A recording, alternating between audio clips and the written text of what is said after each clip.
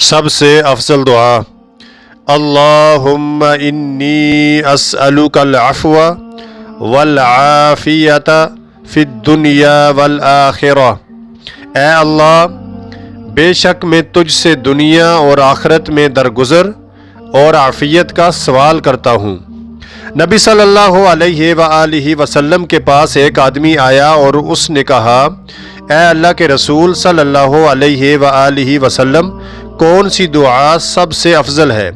آپ صلی اللہ علیہ وآلہ وسلم نے فرمایا، اللہ سے دنیا و آخرت میں درگزر اور عافیت مانگو۔